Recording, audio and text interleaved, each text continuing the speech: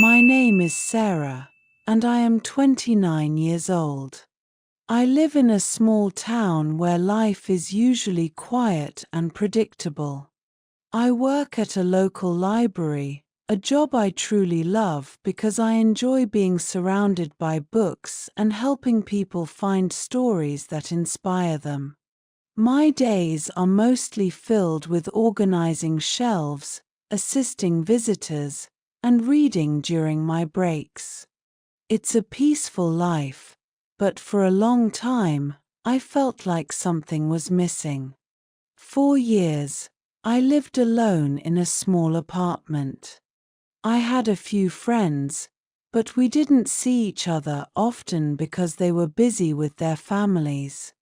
Most of my evenings were spent at home, reading or watching TV. I liked the quiet, but sometimes I felt lonely. I dreamed of meeting someone who could bring a little excitement and happiness into my life. Then, one day, everything changed. A new man moved into the apartment next to mine. His name was Daniel. He was 32 years old, tall, with dark brown hair and green eyes. He had a kind smile that made everyone feel at ease. I often saw him carrying boxes or working on his car in the parking lot. He always waved and said hello, but we never really talked. One evening, as I was coming home from the grocery store, I saw Daniel struggling to carry a heavy box up the stairs. Without thinking, I offered to help him. He smiled and said, "Thank you, Sarah. That's very kind of you." I was surprised he knew my name, but I realized I had introduced myself when he first moved in. We carried the box together, and when we reached his door, he invited me in for a cup of coffee as a thank you. I hesitated at first but decided to accept.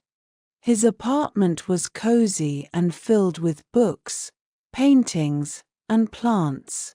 We talked for hours that evening, sharing stories about our lives. I learned that Daniel was an artist.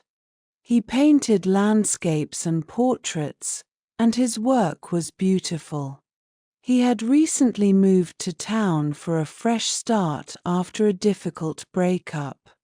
After that night, Daniel and I started spending more time together. He would often knock on my door with a fresh loaf of bread he had baked or invite me to watch a movie. We talked about everything: our dreams, our fears, and the things that made us happy. He was easy to talk to, and I found myself smiling more than I had in years.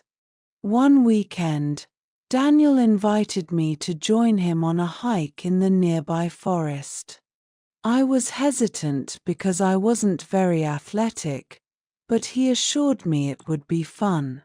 The hike turned out to be magical. We walked through tall trees, listened to the sound of birds, and even found a small waterfall. We sat by the water, talking and laughing, and for the first time in a long time, I felt truly happy. As time went on, I realized I had started to develop feelings for Daniel. He made me feel special, and I loved the way he saw beauty in everything around him. But there was something that made me hold back. Daniel often talked about his past relationship and how much it had hurt him. I wasn't sure if he was ready to move on, and I didn't want to risk ruining our friendship. One evening, as we were sitting on his balcony watching the sunset, Daniel turned to me and said, "Sarah, I need to tell you something." My heart raced. He continued, "I've been thinking a lot about us. You've brought so much joy into my life, and I feel like I can finally breathe again. I think I'm falling for you. I was speechless. Part of me wanted to shout with happiness, but another part of me was scared. What if he wasn't ready? What if I got hurt? I told him I felt the same way but needed some time to think about what this could mean for both of us. He nodded and said he understood. Over the next few days, I thought about Daniel's words. I knew I cared deeply for him, but I also wanted to make sure we were both ready for something new. I talked to my best friend, who reminded me that life is about taking risks and following your heart. A week later, I invited Daniel to dinner at my apartment. I told him I was willing to take this journey with him, no matter where it led. His face lit up with a smile, and he promised to take things slow and respect my feelings. Now, months later, Daniel and I are closer than ever. We've built a bond based on trust, laughter, and understanding. Life may still be quiet in our small town, but it feels fuller and more vibrant with Daniel by my side. Sometimes, the unexpected moments are the ones that change everything. I couldn't stop thinking about David. He had become such an important part of my life in such a short time. I thought about his kindness, the way he listened to me, and how much I enjoyed being around him. But every time I thought about his wife, Emily, I felt conflicted. She was beautiful and seemed perfect, graceful, confident, and everything I wasn't. I kept asking myself, why would David choose to spend time with me when he had someone like her? The next day at work, I felt tired and distracted. I knew I needed to focus on my responsibilities, but my mind kept wandering back to David. When I saw him that afternoon, he greeted me with his usual warm smile, as if nothing had changed. But I couldn't bring myself to smile back. My heart was heavy, and I knew I couldn't keep ignoring what was happening. David, we need to talk, I said, my voice trembling slightly. He looked at me, confused. What's wrong, MIA?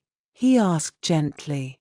I took a deep breath and said, I saw you at the cafe yesterday with your wife.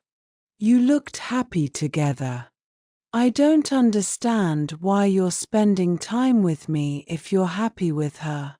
David's smile faded, and he looked down at the floor.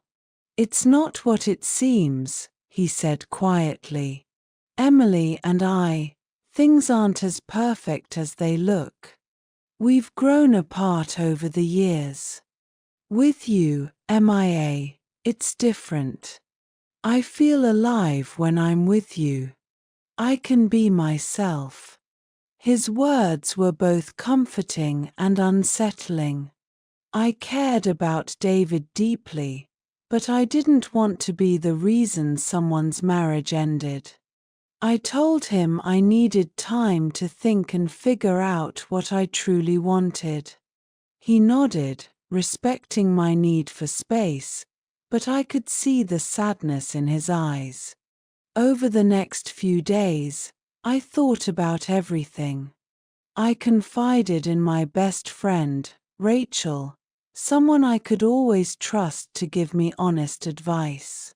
When I told her about David, she listened carefully before speaking. MIA, she said, you deserve someone who can be fully present in your life. If David isn't happy in his marriage, that's something he needs to address on his own. Don't let yourself get caught in the middle of it. You have to think about your own happiness and what's best for you. Her words stayed with me. I knew she was right. I needed to make a decision not just for David, but for myself. A week later, David called and asked if we could meet. I agreed, knowing I needed to be honest with him. We met at a quiet park, a place where we could talk without interruptions. As we sat on a bench under the shade of a tree, I took a deep breath and began. David, I said, I care about you more than I can put into words. But I can't be part of this situation. You need to figure out what you truly want. If you're not happy with Emily, you owe it to yourself and to her to talk to her about it. But I can't be the other woman in your life.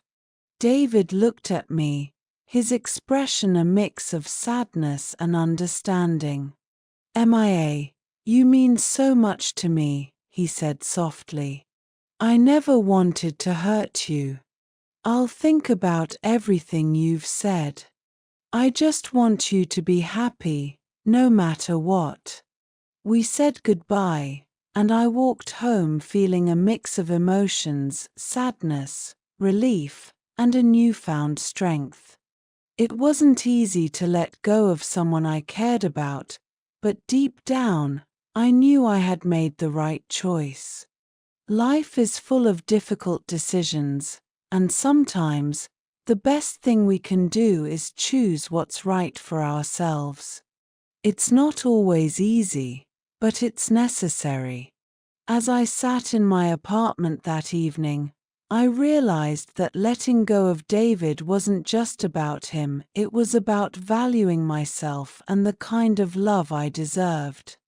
If you enjoyed this story, don't forget to like, share, and subscribe for more.